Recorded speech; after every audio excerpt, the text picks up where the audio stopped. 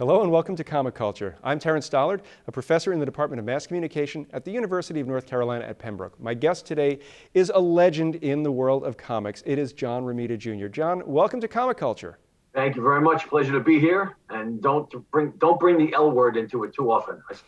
I only know one legend, and he's in Queens with my mother.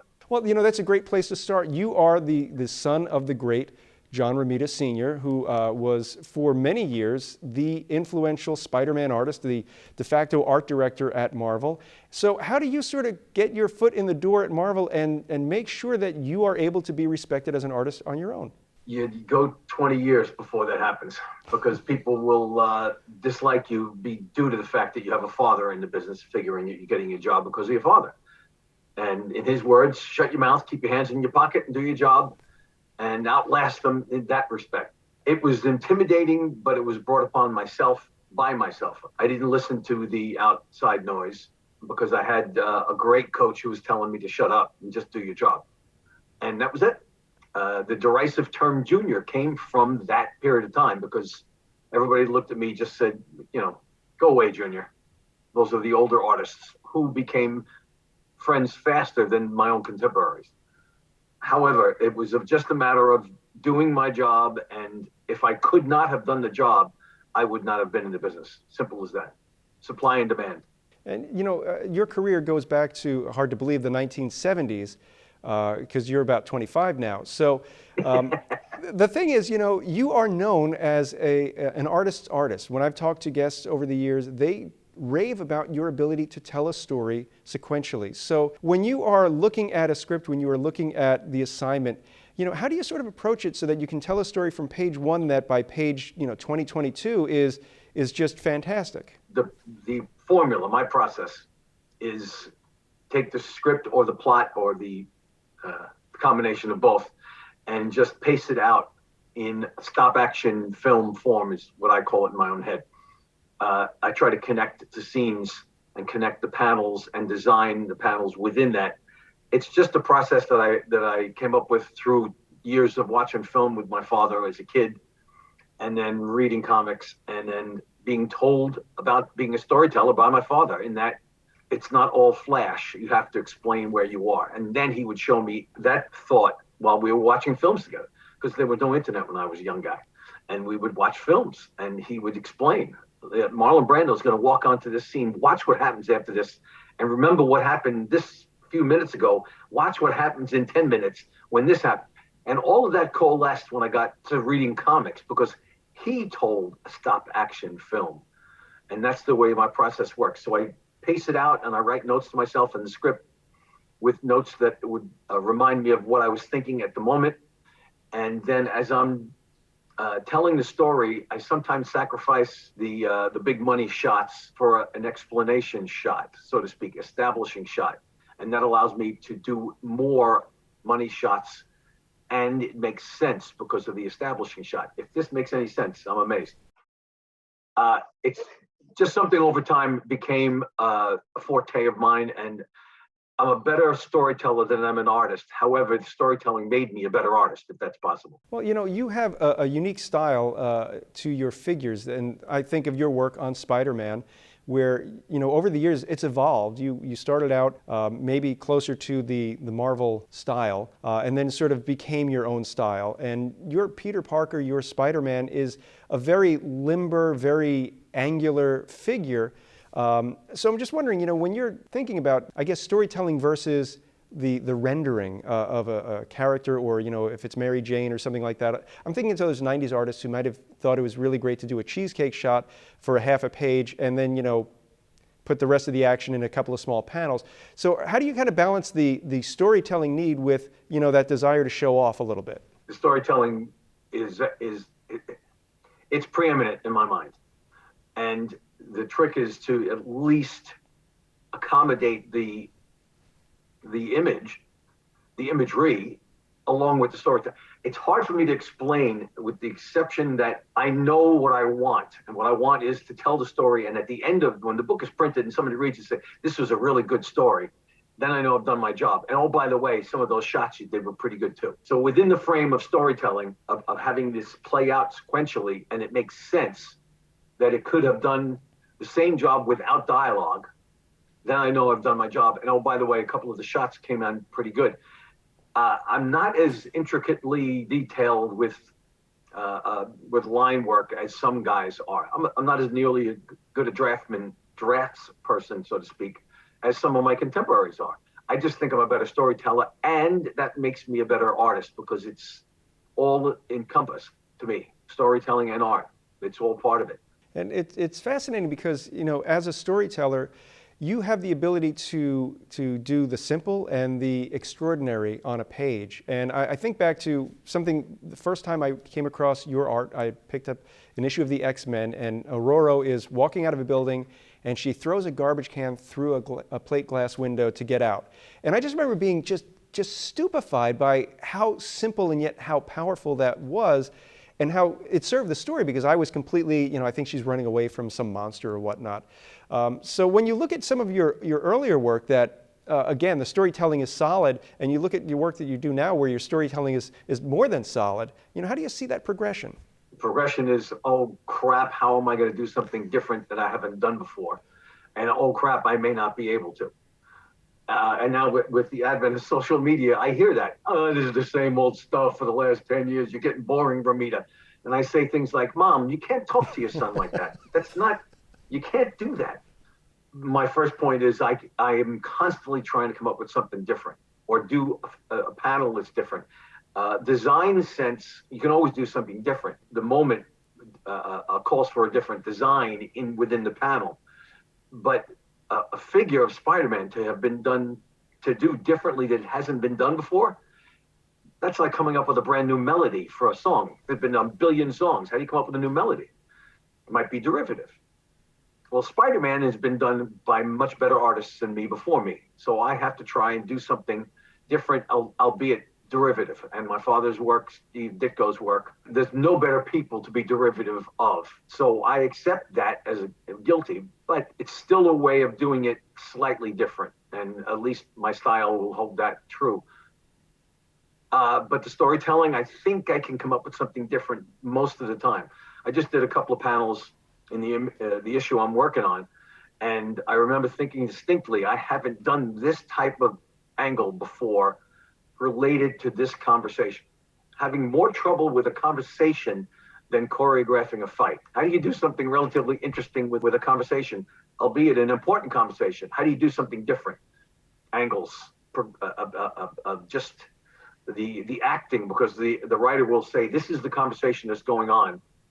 And I have to put up expressions, and I have to put angles of mood. So that in and of itself allows something different in the storytelling.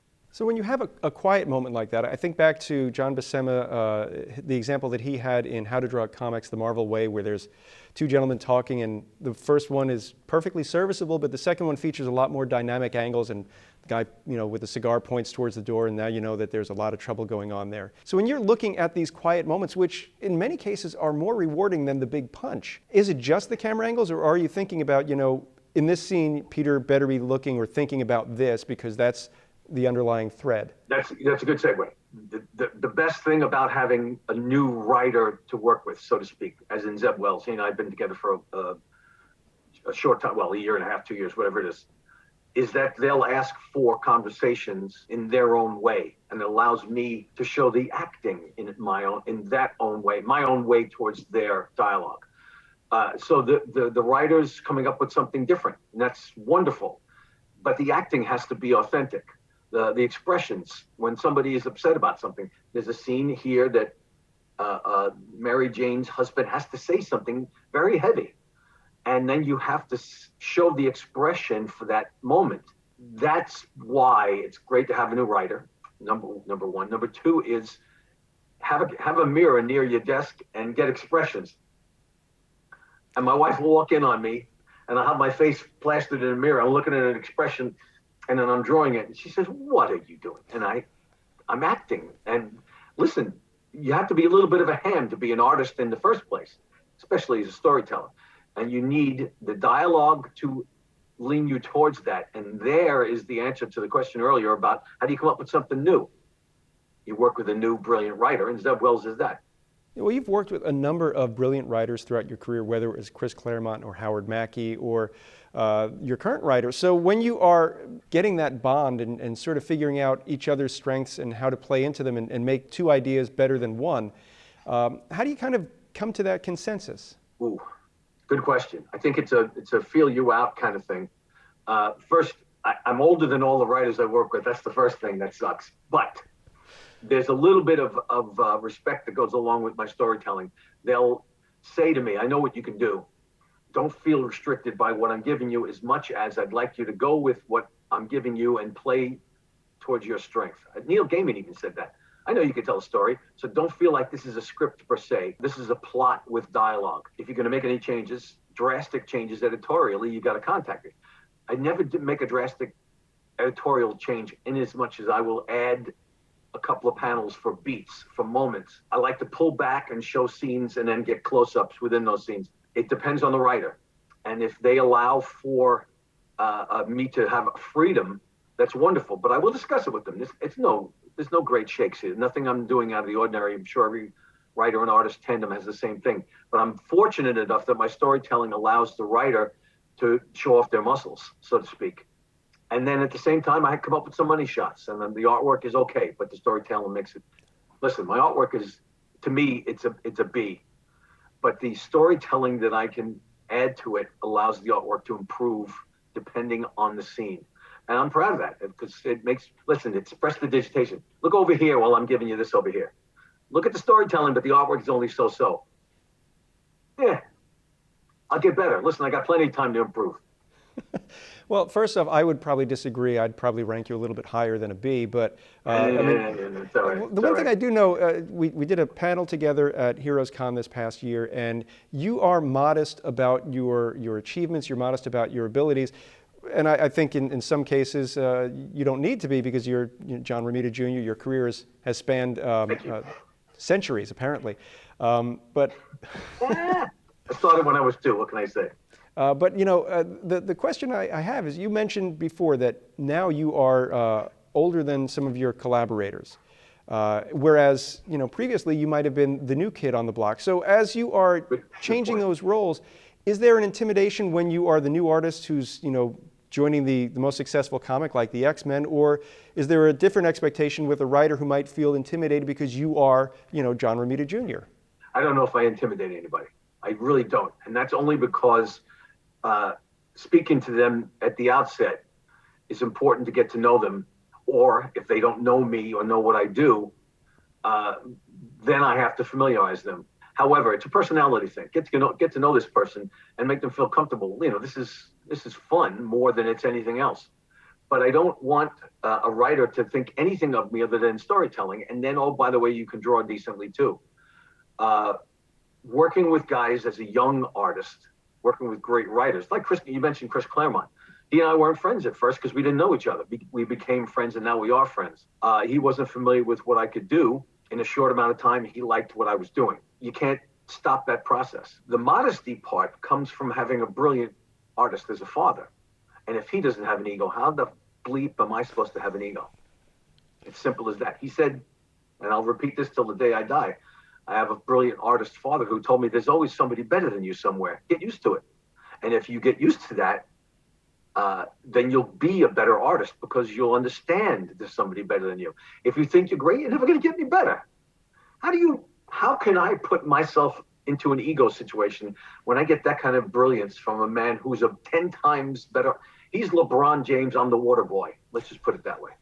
Well, I was going to say, you talked about your father, and you talked about meeting other legendary artists, and I know you don't like the L word. In your early days at Marvel, you talked about Jack Kirby or John Buscema and how they would give you, pieces of advice to get you through your career. So when you are meeting some of these contemporaries of your father, how are you sort of approaching them, and how are you, ingesting what they have to say? I was very young when I first met them, and then when I met them as a professional, they were a little bit of wink, wink, nudge, nudge. Yeah, you're really going to try this, kid.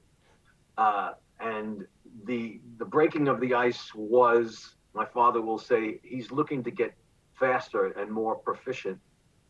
What can you help him with? And then the two of them, Kirby and Buscema, in almost near verbatim said, how many pages can you do a day? And I'd say one, and the both of them chuckled.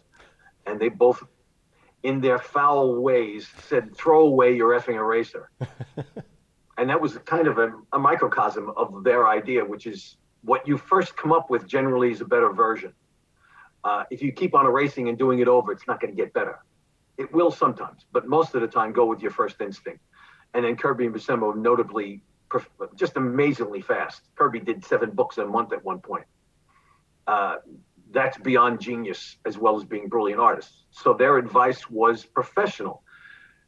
They were the nicest people in the world. When you got into the professional conversation, then they became more strong and strict and less patient, because they could only imagine somebody speaking on their level. Not that they were being derisive in any way, but it was, you have to understand what I'm talking about. So don't make me speak down to you. You come up and understand what I'm saying. They were great. They were great guys. They were all great guys. And again, that's where that junior conversation comes in. How are you, Junior? Just happens that the initials were JR, and that's where JR came from. Yeah, well, that is something you've embraced. It's become sort of your I guess, brand. Everyone knows JR as one of the best artists, storytellers, let's put it that way, in comics today. So when you meet a young artist, are you now kind of imparting that same sort of wisdom on them? No, unless they say to me, I need your help doing something, or I need some advice. My father did not forward anything proactively to me unless I asked him a specific question. And from that, I learned I'm never going to, first of all, the young artists have so much that they can go by. Now, if they ask me a storytelling question, I will jump at the chance and give them an hour conversation that they don't need. But they will get advice, storytelling wise, because hey, it's a stop action movie, that's all.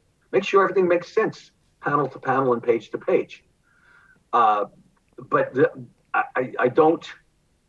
don't offer up anything the way my father didn't offer up anything. He would wait for me to ask questions. Now, at the end of his time as art director, when he was heading towards retirement, I would bring full sets of photocopies of the book I just finished, and I would drop it in his lap on a Sunday after finishing all the sauce and all the pasta. He would look at the artwork and say, I love this, I love this. Oh, and by the way, you could have done this. And that's all he would say. Small anecdote about what that panel could have been. Minor stuff to him, momentous to me, because he was right every time. And it was simple as that. He would love what I was doing. He loved this. This is fantastic. I can't do this. He's full of, but he'd say it anyway.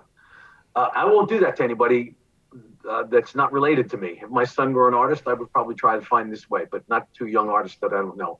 And they have the internet, and they have a million ways from Sunday to see how to do certain things. Let me ask you this, because the internet is a big equalizer for a lot of information out there. I mean, you can find all sorts of reference material, you can find a lot of interviews, you can find, there's software that will, help you do poses and whatnot. But when we are looking at somebody sitting in front of the drawing board versus all of that information, how do you sort of synthesize it and make it make sense if all you're doing is looking at it for the best rendering? Experience can thwart any other outside source. And what I mean is, you do something 12 hours a day for 45 years, you have to get better, or you're a complete moron. And I don't like the word moron at all, so I refuse to go there. But if you practice something long enough, you're going to get better at it. If you want to, and I want to, I see guys that are better than me, and I want to get better than them. There's also an education that I was given, whether advertising, illustration courses with anatomy. There was anatomy books all over my house as a kid. I watched my father. I watched great artists in his business. I also was able to see the education department of my high school, the art education department of the high school and the college, to direct me towards brilliant illustrators. J.C. Leyendecker, Gibson, the Wyeths, Norman Rockwell. This was, and then it goes even further. Leroy Neiman. I love impressionism. Those kind of things put you in your place. Go into a gallery. You have a good week as an artist in comics. Go into a gallery and you come out feeling like this here. Just like my father said, there's always somebody better than you. All right. Instead of feeling like this, get better. And if you want work and if you want to continue to work, get better.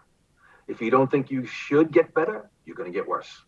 And it all comes into one overlying theme, is that you can, as an artist, short of being an athlete, because age will affect you, but as an artist, you can always get better. There's always room for improvement. I can't wait to be a painter. My wife says, when you retire from deadline work, go back to painting. You did it in college. All right, I'm going to do that so I can get, here we go, after 45 years or 50 years of comics, and then start over and be this small in painting and then have to run improvement. But that's something I look forward to. I embrace it because I can always get better. And this is all one large underlying theme for me, is improvement. You do something long enough, you're going to get better at it. And you're talking about improvement, you're talking about maybe switching into something when you do retire, but let's talk about the fact that you have been doing this for 45 years or so. It's got to be something where it's second nature for you to schedule your month so that you can get your pages done, so that you can spend time with your family, so you can go to the gym, so you can do all the stuff that's necessary to be a grown-up in America these days. So how do you sort of balance it all out so you hit those deadlines? Oh boy, there's a certain amount of discipline to it. There's also a certain amount of familiarity to it. It's what I'm doing. I have an angel for a wife who puts up with my garbage. There's also the fact that I work at home and I'm allowed to, I can control what I do. And I'm healthy, and I'm healthy because I do certain things, so I continue to do those things. The schedule is such that working with Zeb Wells, it's a challenge to meet deadlines because his work is challenging beyond challenging. He asks for things that are challenging. And I joke with him on the phone. I said, don't start your car this morning, Zeb, not after what you asked me to do last night. But there's a discipline to it, and there's an ego to it. I want to be the best. I want to be fast and the best. If I'm not fast, I want to pull back a little bit because I want to be the best. There's a way of finding that happy medium. But there's overall, it's just a discipline thing. And I learned that from a man that grew up in the Depression and a woman that grew up in the Depression. And they taught us discipline, and they taught us the work ethic that I still have. I have a great family. I have a fantastic wife who is the strongest human being I have ever met on the face of the planet, physically, mentally, everything. Because she's been through hell in her life, physically, with an awful car accident, and is in pain all of her life. And she's a wonderful woman. And how am I supposed to accept anything less than that from me? So I'm raised to a higher level. It plays that way in art and family. And then the personality part of it is, thank God I had wonderful parents and I have a wonderful wife. And I also have wonderful sons who allow me to remember, hey, by the way, don't be, we know it's all encompassing. So the discipline is there. It makes me want to be a better person, and that affects my art. It makes me want to be a better artist. There are a couple of guys that are better than me, and I'm going to get them. I'm going to pass them one of these days. I don't know when. Health-wise, there you go. I exercise because I want to be healthy. I'll outlast all of them. And just like my father said 1,000,000 years ago, shut up, put your hands in your pocket, and outlast everybody. All right, well, I'll be 150 years old, and I'll say, see, I'm better than you guys, and put the flowers on their tombstone. It's kind of funny, you're talking about staying in shape, but I do know for a lot of artists, at a certain point, whether it was Jack Kirby whose eyesight went, or somebody who might have health problems because they were always sitting over the chair, it seems that being in shape, and I know that my sister, her sensei is your personal trainer, which is kind of a small world. So when you are finding the time to hit the gym or whatever it is that you do to stay in shape, how do you kind of make sure that you're doing the right things so that way you can still stay limber enough to stay at the drawing board all day? Because my trainer is a sensei, 7th degree black belt, and won't allow for non-limber. And I should have been 6 foot tall, only 5'8", so that means something. I have room for improvement. I can stretch. I exaggerate, but my wife was a bodybuilder when she was younger, which saved her life. So she knows a lot of things. And my trainer can always fill me in. I had him this morning, and he beat the snot out of me. But it's always the right kind of beating the snot out of me. It's a discipline thing once again. And it plays into, and I've spoken to a couple of artists, that if you feel good in the morning, you'll have a good day as an artist. And it's simple as that. And I feel that covers everything. If you feel good, you're gonna be a good artist. If you want to be a good artist, and that's that. I do want to thank you so much, Johnny, for taking time out of your schedule to talk with me today. The time has flown by, and I hope we can set something up again in the future. Trust me, it was my pleasure. It really was. And you guys are great. Thanks for putting up with my BS. I'd like to thank everyone at home for watching Comic Culture. We will see you again soon.